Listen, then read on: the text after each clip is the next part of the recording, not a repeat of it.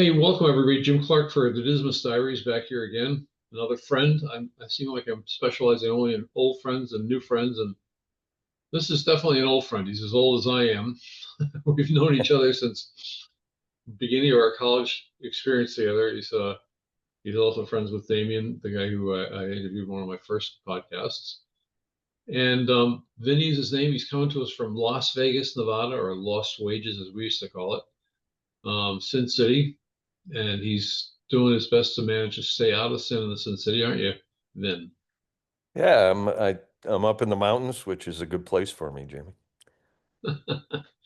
Well, you've got a nice home in Troy, in the Troy area too. I know that's where you came from, but Yeah, it's kind of halfway between the cultural mecca of Troy, which is a good place. I'm glad I'm from there. I learned everything I needed to know at an early tell us a age, little bit about and tell us a little bit about growing up in Troy and your family.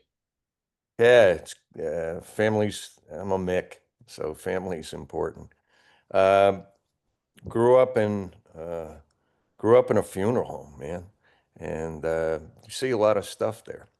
And I remember going down to take slap shots because we got hockey in our background, and they'd be embalming people, and I had to save up $35 every year for a New York Giants season ticket.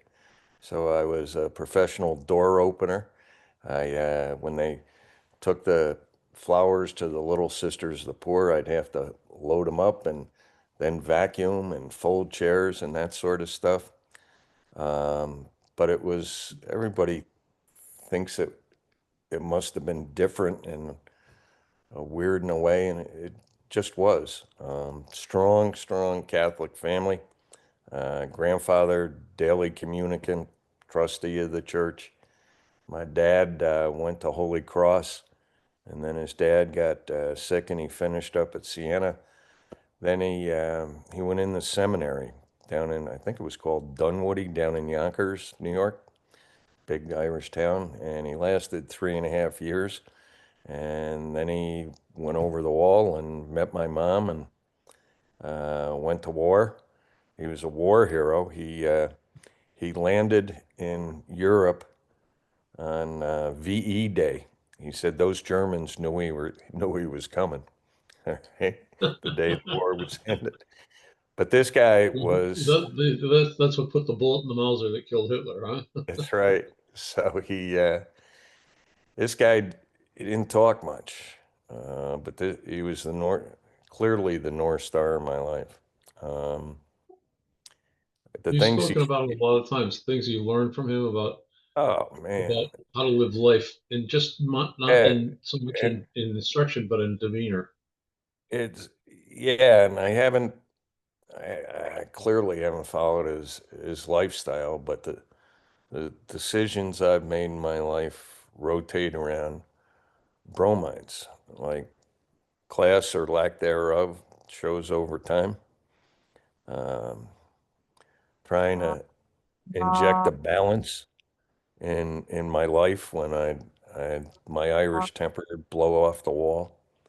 He used to, I'd start World War III in a hockey game, and I'd be all ticked off about little things as we do. And he used to say to me, I didn't know what the hell it meant, Jimmy, but he used to say, 800 million Chinese don't give a damn, pal.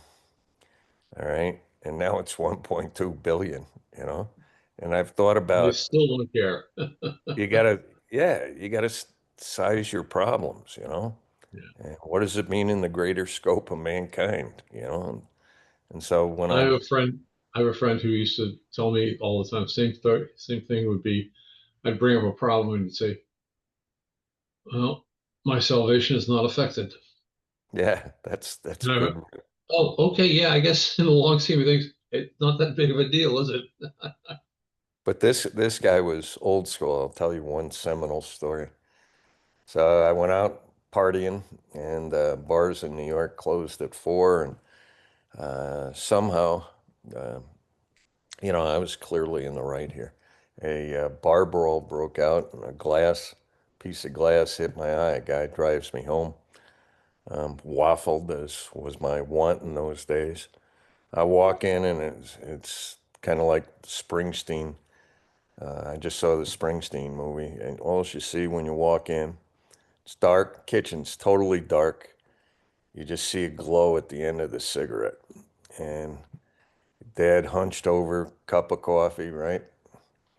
And he looks up, and I walk in, and I go to the sink and start washing out my eye. And when this eye's messed up, the other one starts getting affected. And I lived across a relatively busy street from the hospital, all right?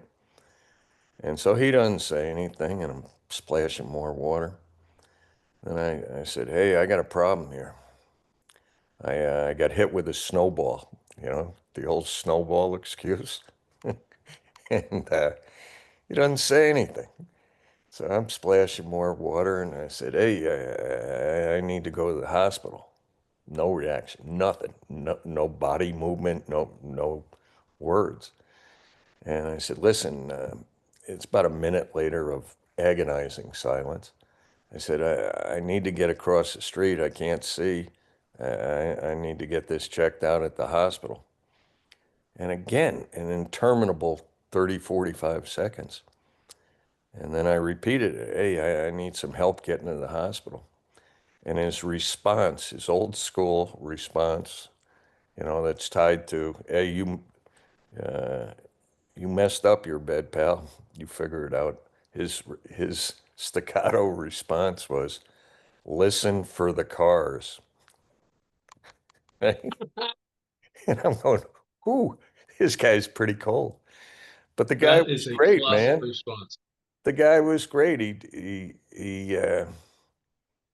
never hit me. All right. Didn't yell. If I yelled at my mother, you'd have a plate or a dining room chair over your head. But he always missed high. All right. Like 2 or 3 feet high. And I knew that was on purpose. I wrote a letter back from Williams.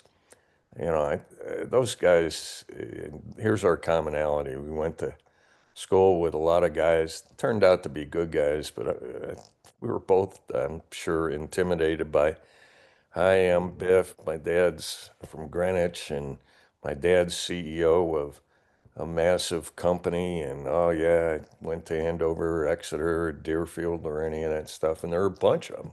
We played hockey with them. And those guys intimidated me because they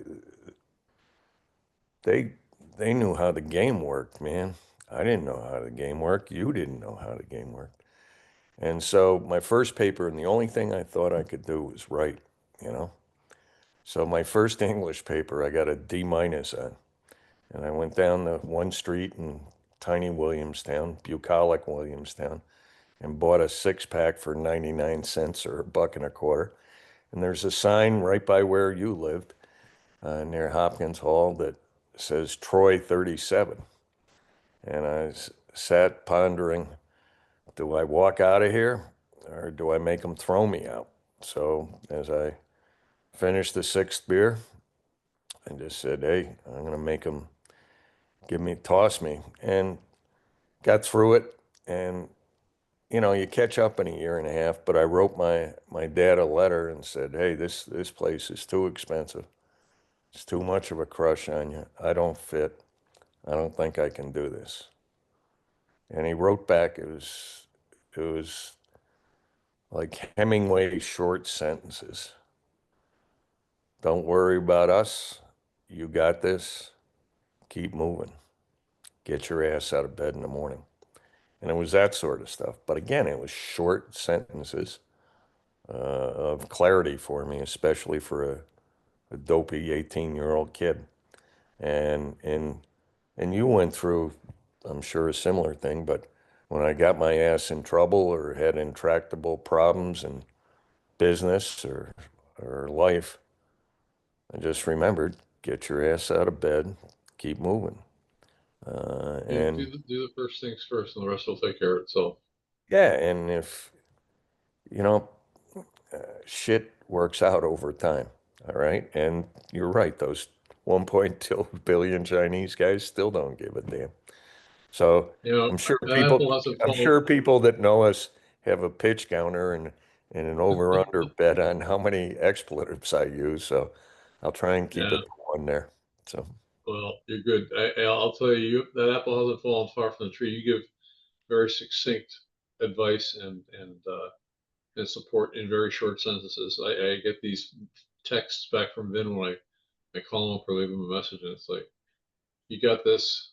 Get out of bed, do something tomorrow, and you're fine. yeah, it And all works out. it always does, right?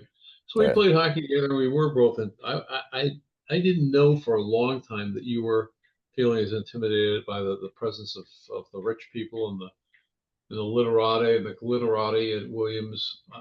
The way I was beat up badly by that encounter. I was completely baffled by how to behave in that kind of society. Ah, I just I didn't know what to do. But with the you know support of how other I people, I handled got it. through We handled it the same way. We got loaded. All it. right. And Yep. that removed us from the fear for a little bit. And the guy that saved me, I don't know whether you know him, and his name was Johnny Lyons. And he was a hockey Yeah. player Hockey. from Arlington. Yep. Regular guy, good guy. And he walked, I don't know, 2 or 3 months into it, he walked into a freshman room with my roommates, the other guy from Arlington and the guy from Norwood, both very good hockey players. And he sat down, passed us each a beer, and he said, "You guys are idiots. You're starting fights with everybody that is near you at a party on a Friday or Saturday night. You're building a terrible reputation. These people aren't bad, all right?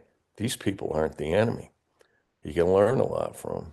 Hey, a certain percentage of them may be weasels and deserve a good cuffing, but it's the vast majority are great." And that woke me the hell up.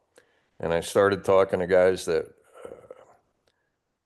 weren't hockey players and weren't mixed and weren't early onset alkies, right?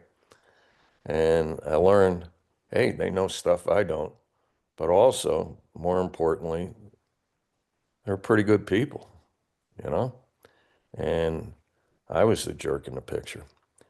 And It took me a long time to realize that I was the jerk in the picture. That they say when you go through a day and the first 10 people you meet are a-holes, yeah, chances are you're the a-hole, not them. yeah, that's And true. it took me a long time to hear that.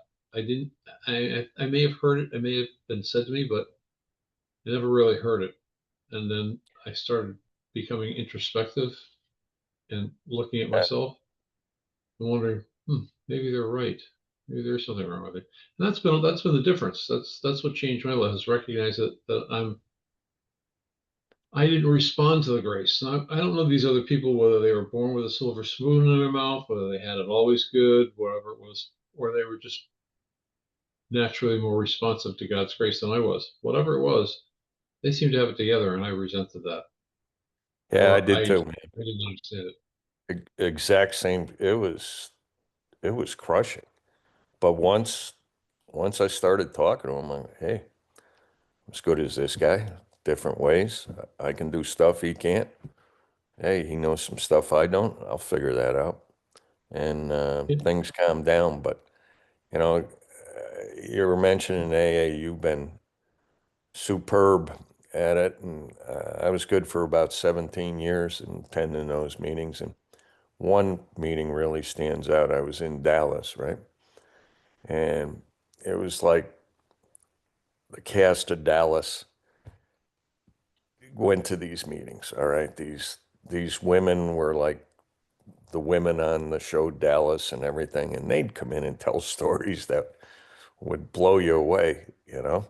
And there are a lot of business guys, but these people were pretty well heeled. And this one guy walks in one day, and I'm in a crappy mood. I got problems at work. I got problems at home, and this guy's beat up. And as he walks in, I go, I'm not going to learn anything from this guy because that's all. That's probably what I went.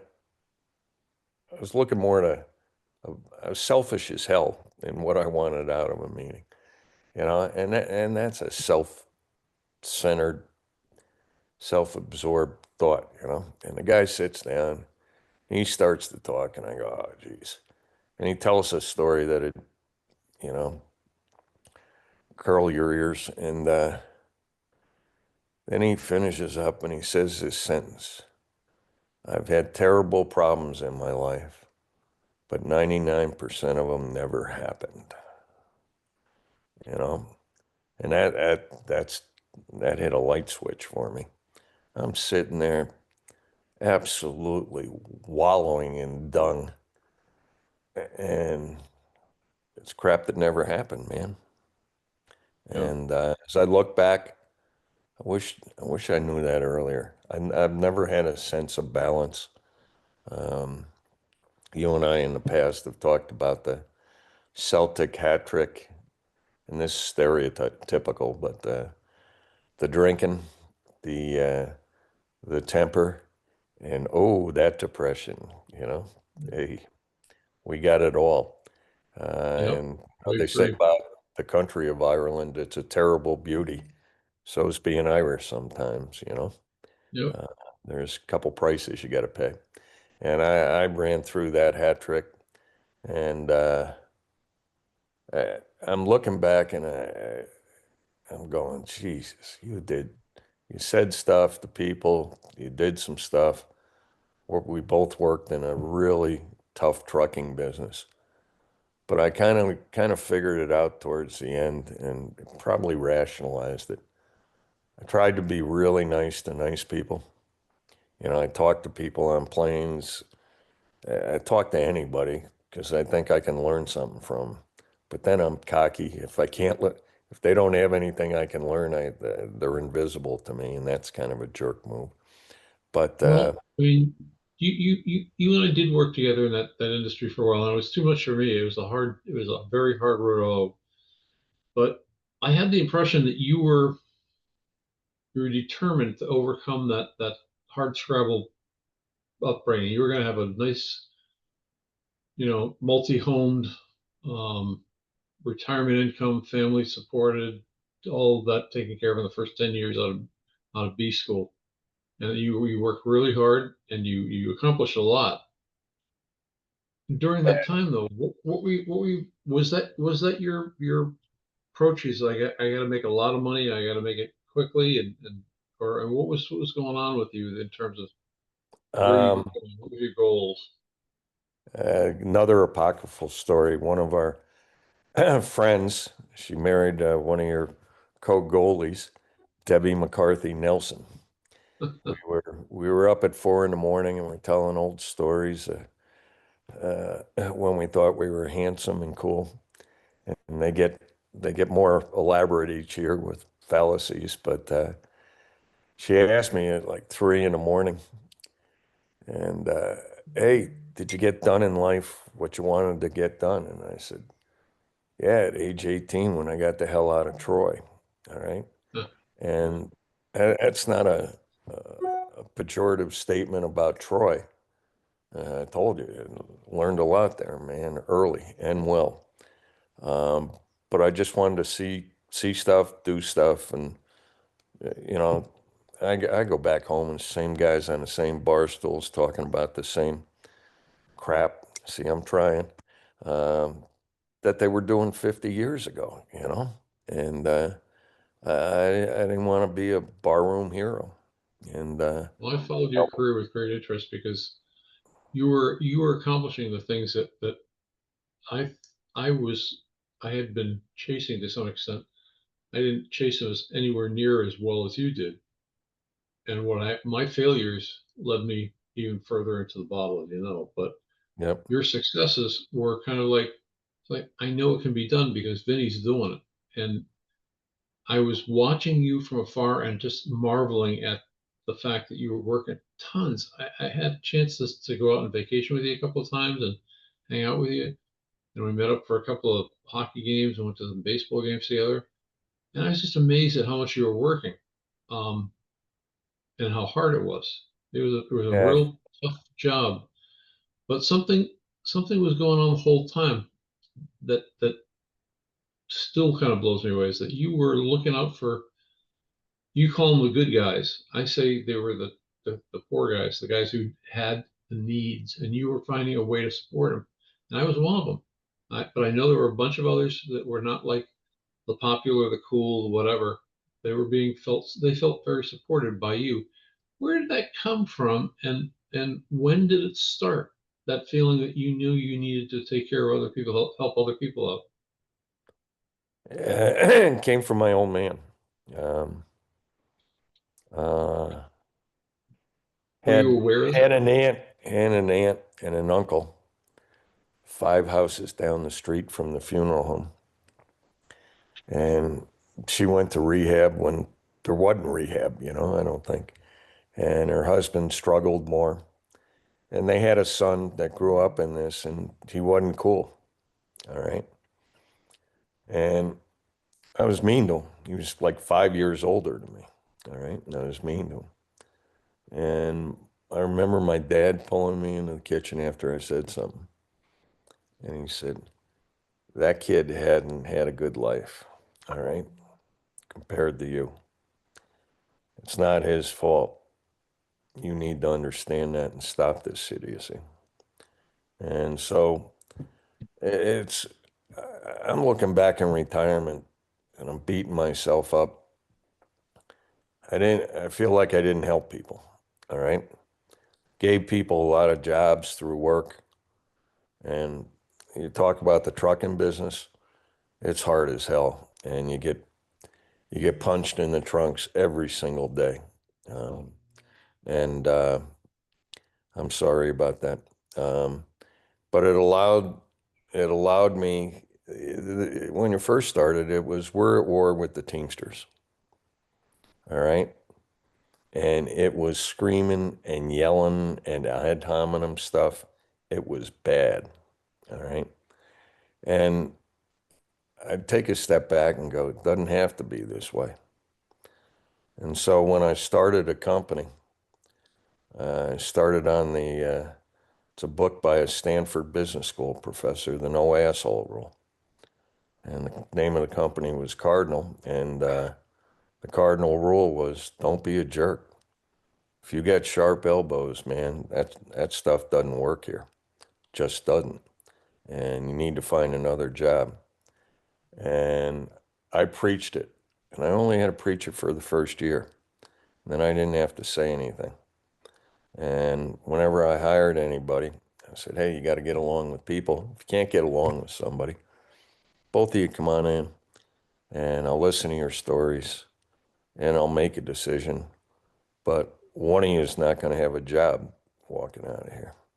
So you probably ought to figure out a way to resolve your It's differences. it's very And, biblical. and that handled things, man. Yeah. But, looking back, I didn't do anything in the community, right? I watched my kids play. I was on a red eye every Sunday night to the East Coast when you came out to visit. And for a decade, and that beat the hell out of me. I felt very responsible for the 20 people that have left the industry leader and believed in my malarkey. And I felt a deep responsibility to them, their wives, their kids, their mortgages, their college payments. And that So how do you say that you didn't do drove. anything in the community? Nah, Sounds like you're doing a lot for the community. I don't know. But the circle of people that I worked with and the Williams friends, got a bunch of friends that are very dear. Got a few friends left from Troy that are foxhole dudes that I can speak without worrying about word choice. And that's important to me. That defines my top tier of people. If I got to think about how I'm phrasing something to you, uh, we're not as tight as maybe we could be, you know? And, but the trucking business, you can say anything you want pretty much in staccato sentences. I And, remember. and it's not a bad thing, and what's this, my pet peeve is, it's called the Dunning-Kruger effect. It's basically, I'll be in meetings now and you'll get some nice young kid in marketing that been there 2 months and they want to talk to you about all their operating theories, right? And people, kids these days, and I know that's a geezer intro, but they bloviate on things of which they know nothing, all right? And if they're too stupid to realize how stupid they are. And I'd go nuts at work at that stuff. And I, I got taught, if you don't know something, you better sit there and listen till you know something.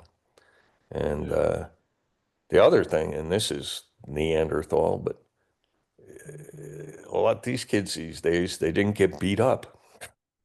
Getting beat true. up Yeah, is a yeah. great, uh, it leads you down a path that helps you balance things, you know?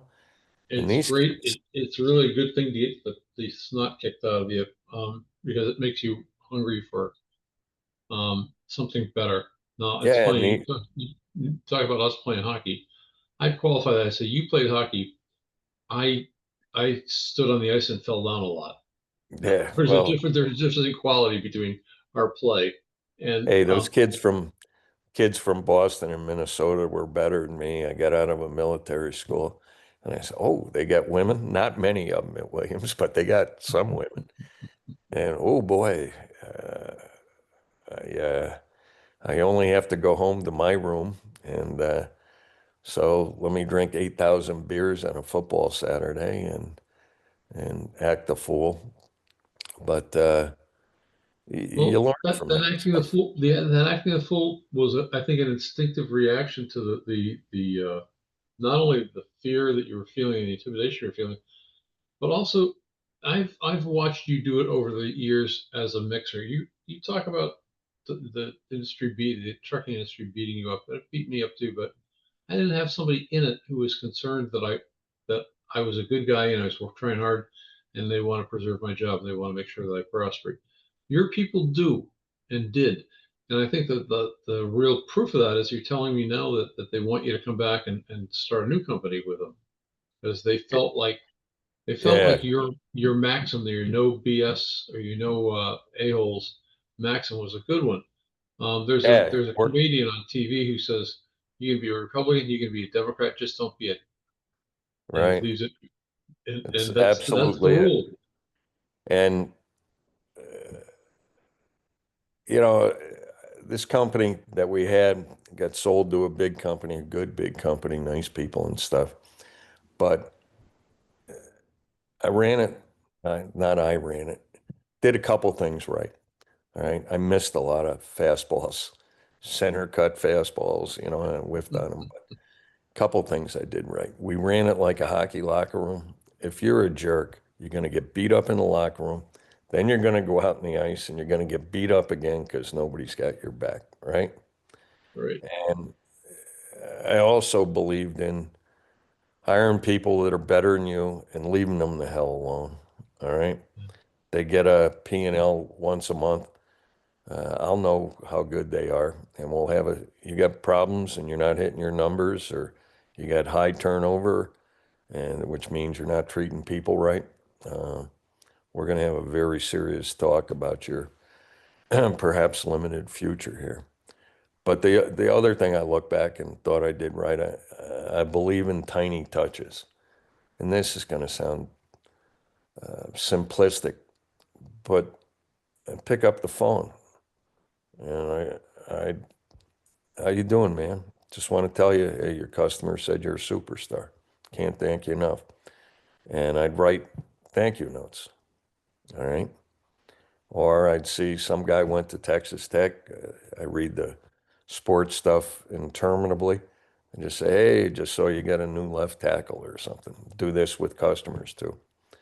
And I use Facebook as I tried to, and I just went to a new company down in Louisiana, and I just wanted to show them I wasn't Brian Kelly, the LSU coach that came down there and stands in front of 20,000 people and says, you know, we will run this like a family. The guy's from like Danvers or something, you know? just I'm not an obnoxious Yankee. I appreciate your rich Cajun culture. Hey, we work hard. This is a business where you get punched in the trunks a lot. And I told them that, and I told you this. I figured out my epitaph.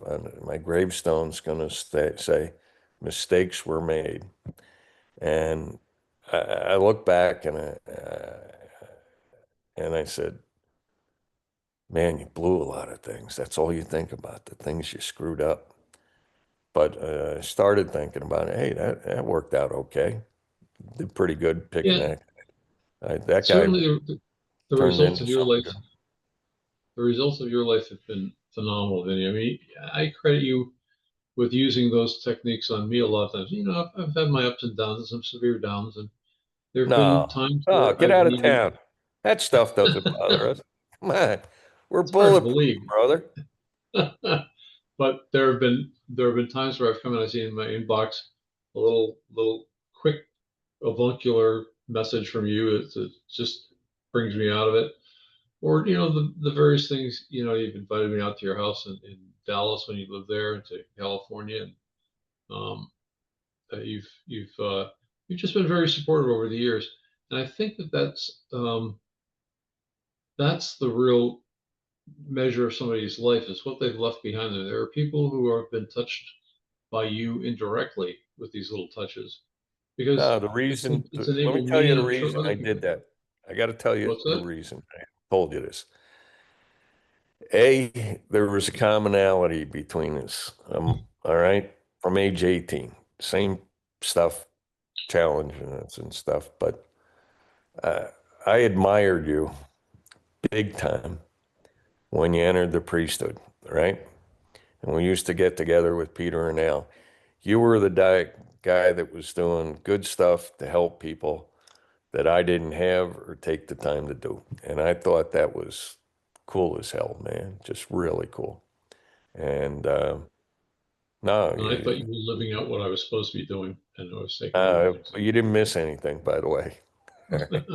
You just didn't. You I asked, hey, did you have a goal?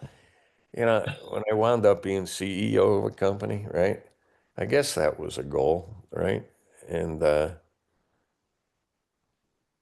it happened, and you go, okay, pass the beer nuts, all right? There's no celebration. It's no big. It, it's it you're just doing what you're doing because it's the right thing to do. keep moving. That's Yeah. what blows me away, is that some people never hear that, feel that, experience that recognition of what I've got to do. You were at some point in your career, in your life, you had that impetus from long ago, when your dad's life and the way he lived it and the way that he presented himself.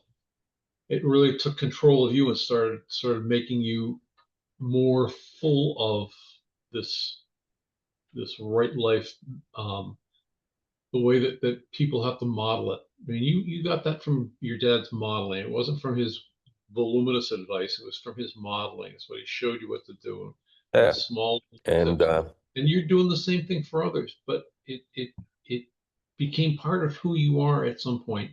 I'm amazed that some people never get that.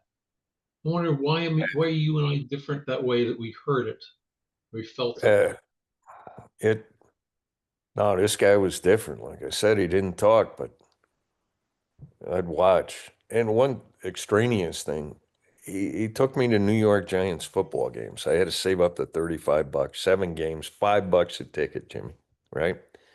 You can't get Yeah, I three remember back in the peanuts day, five at a bucks was a lot Patriots too. game now, right? And I'd get paid for doing stuff around the funeral home. And we'd go down 6 a.m. train. He found a place in the city with a 17-minute mass, all right? And that was important to him. And then we take train up to Yankee Stadium. After the game, take the train down to the old Madison Square Garden, watch a Rangers game. And we'd either take the last train to Albany or the last bus to Albany, and get home at 1 or 2 in the morning. And the rule was, your ass better be up, and you better not whine tomorrow. You'll never see Yankee Stadium or Madison Square Garden ever again there, pal. That was, he didn't have to talk about it. The other thing he did, man, told you what the consequences were going to be, and I knew there was not going to be an appeal. You get arrested, don't call me. All right. And that old school stuff, my superpower, I grew up with a bunch of Irish whack jobs that these guys were nuts, man. And a lot of it wasn't funny stuff. It was serious stuff and more than mischief. It was some bad stuff. But my superpower was leaving 5 minutes before the cops came. And I got to go to a high school, a military school. I didn't learn anything from the military. I was really bad at that, man. And, but they had a hockey rink. That's why I was there. And the deal was you screw up, grades, behavior, uh, your ass is going to Troy High down the street and they ain't got a hockey rink, pal. And Uh, that was highly, highly motivating. So, that is motivating. It's funny. You just briefly brought up two things that made me remember. The very first mass I said as an ordained priest after my initial first mass at the parish assignment was at the airport chapel. My airport chapel, I was farmed over there for every Sunday. I would go to the airport chapel and say six masses on Sunday morning, starting at yep, 6:30, and they were always well attended. It was a small chapel, always well attended because parking was free and the mass was short. The mass was always under 25 minutes so that they could get beautiful. to, theoretically, they could get to their job back at the airport and have lunch during their lunch break. It was for workers at the airport, but people came from everywhere to go to this mass because it was so brief. It's a very Catholic thing to do. For those of us who are watching who are not Catholics, they won't understand this, but Catholics That's right. understand how brief is good.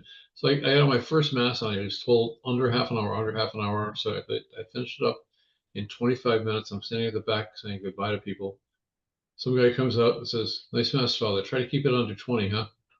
And it just kept going. That was it. That was it. Nice mass. And try to keep it under 20. That was my I very got, first mass, and that I, was I don't know whether just you remember this. I flew in with my kids to Logan and the Delta Red Coat, and my kids could fly for free because their mom was a Delta flight attendant. We were going to Fenway or whatever the hell we were doing. It was something sports related, and the Red Coat comes on the plane, grabs the microphone. Would Vin McLaughlin please see me as you exit? I'm going, oh man, somebody's dead or something screwed up. And I said, what's up? What's up? And he said, hey, Father Jim Clark wants to see you. He's just finishing up Mass, and he told me you meet him here. But I was thinking about the other thing that's common in the common thread in our relationship. No matter how cloudy it got out, we always loved inane stuff. All right. And humor has been I don't know, two most powerful things in my life are like two most powerful vectors are like Irish Catholic guilt and a desire to, no matter the situation, to come up with something idiotic or look at the absurdity in what the hell you're dealing with. Maybe that comes from the funeral home. Like funeral home directors, they're the funniest guys in the world, you know? And they're dealing with that terrible stuff all the time. But you yeah. get them, that's how they deal with You're the right. You're right. heinousness. I've got a guy that I want to come on here as who's going to do my funeral, whose dad and I were really close when I was in Rockland, and who this young man is now inherited the business, and he's an excellent guy. Was working with youth ministry in my parish and my youth ministry program, and he's got a bunch of kids. Good family guy. You'd love him. His name is Danny Biggins, and he'll be on one of these podcasts soon. He doesn't know it yet, but he will be.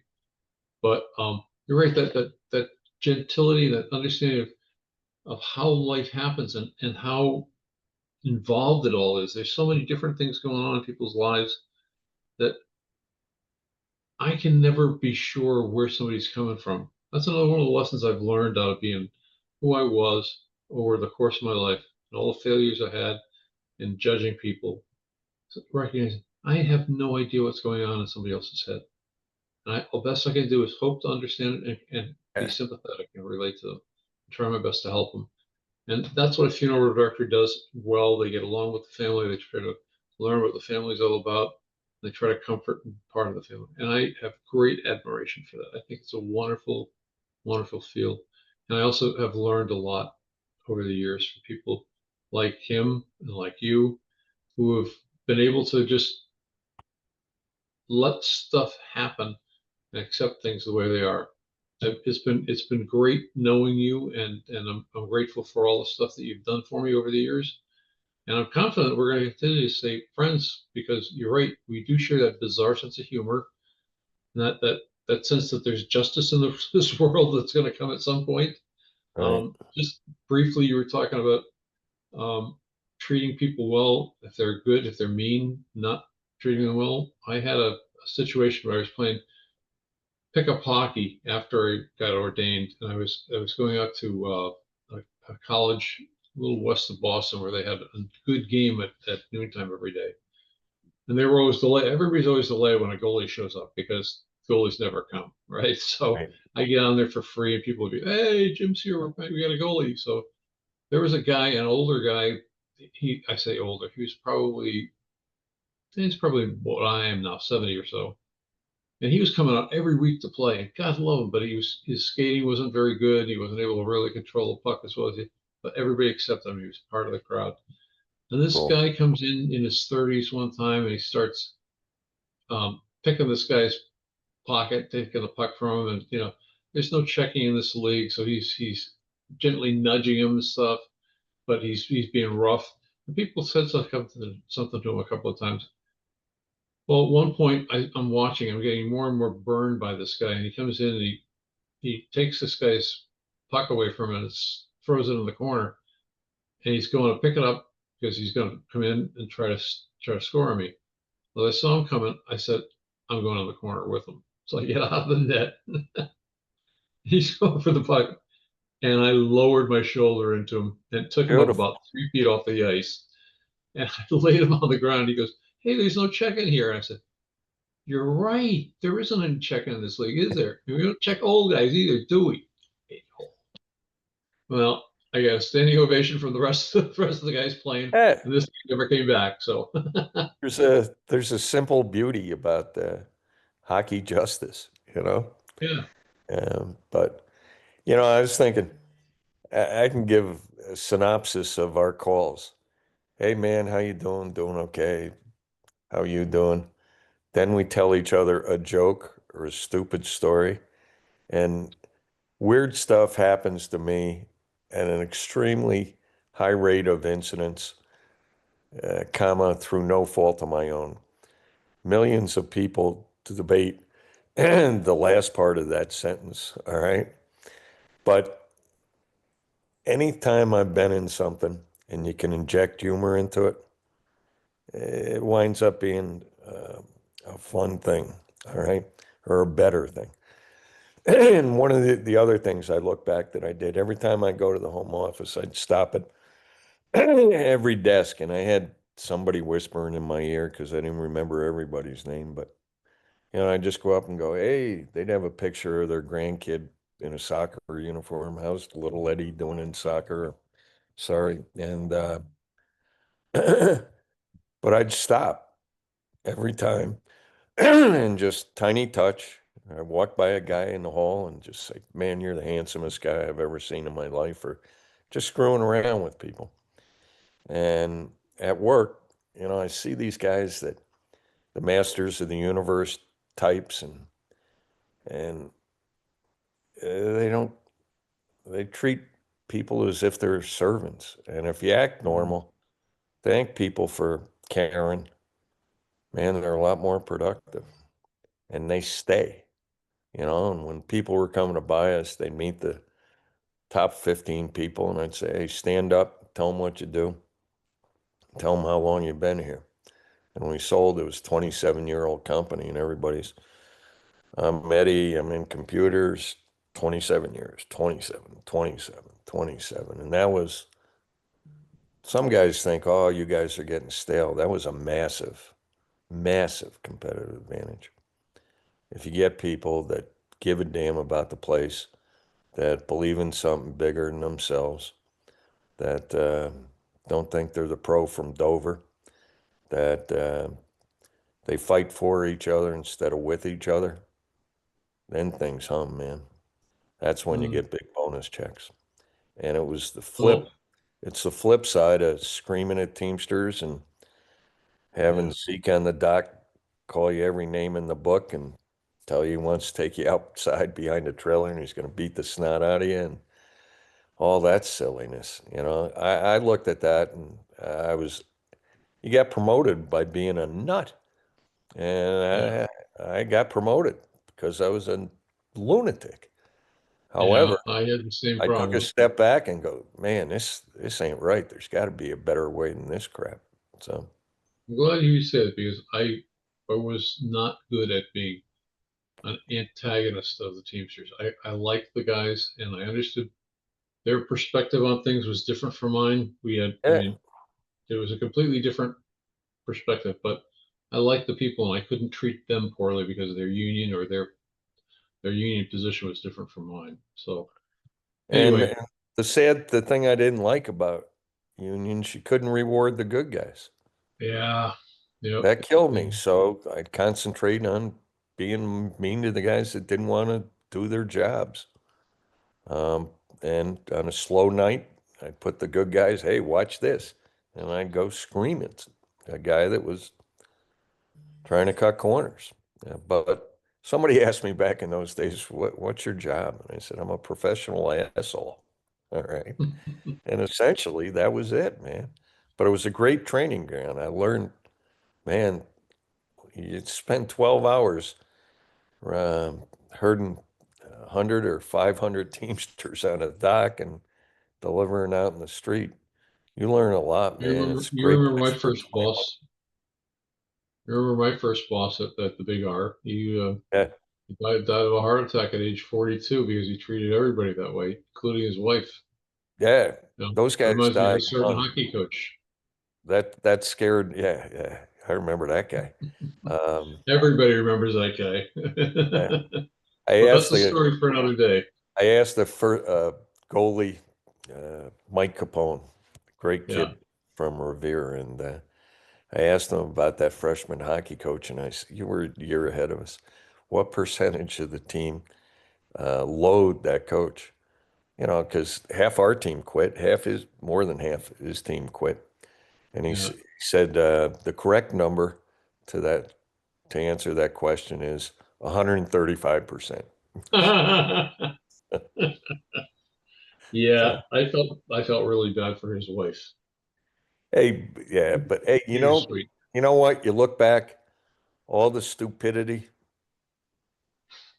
made us better, man. All the Yeah, punches in the trunks. that's I right. didn't learn, I haven't learned squat from the successes, all right? And I'm not like any business guru or anything, but you learn from getting punched in the trunks, man. The big book says that pain is a touchstone of all spiritual growth. And I've grown spiritually from all the pain that I've experienced.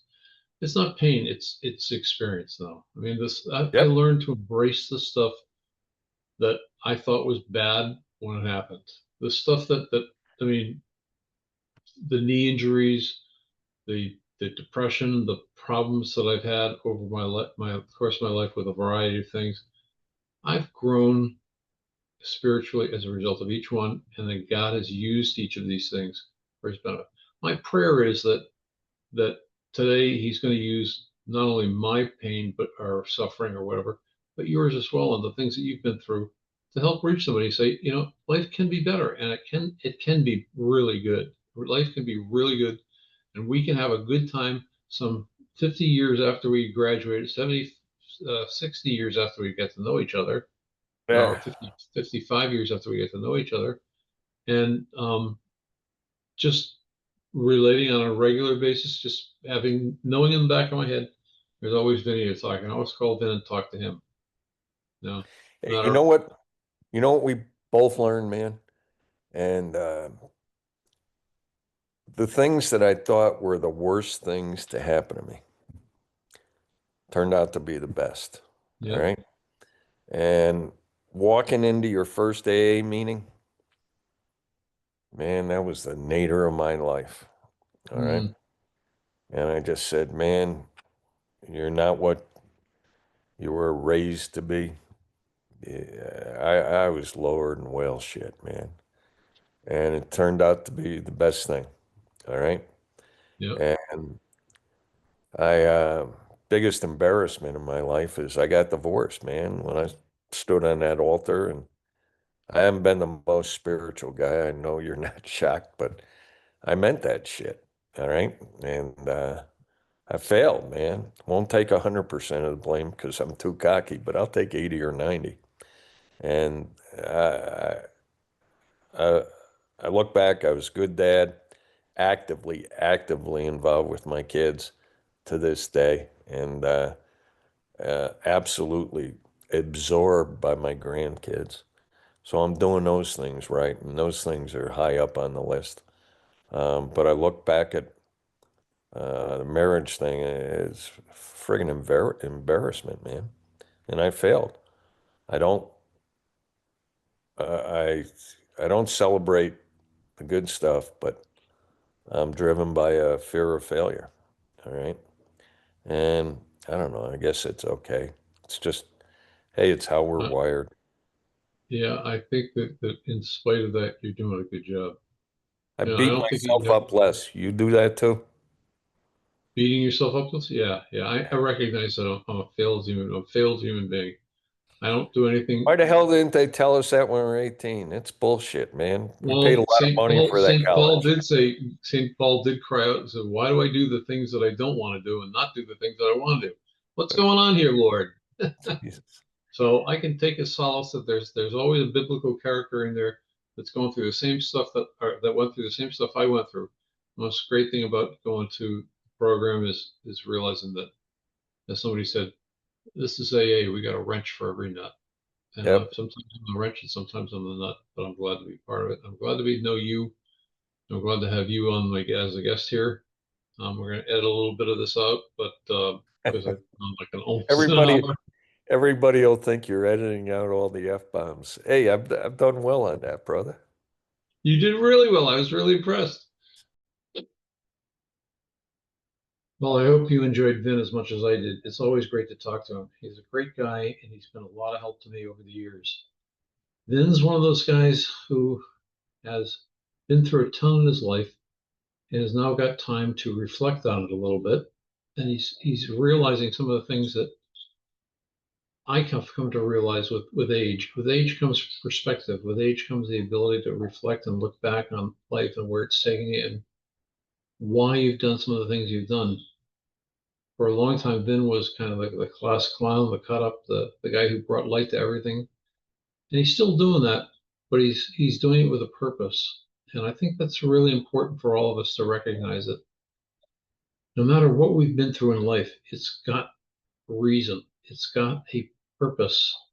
And if we think about it a little bit, we'll see in our rearview mirror how God has been active in our lives. I hope that you get something out of it as I did, not just the friendly chitter chatter that we enjoy as old friends, but the realization that other people have so much to give us. God speaks to us through the other people in our lives, whether they're ancestors or parents or family or friends or people we haven't met yet. I have to be open.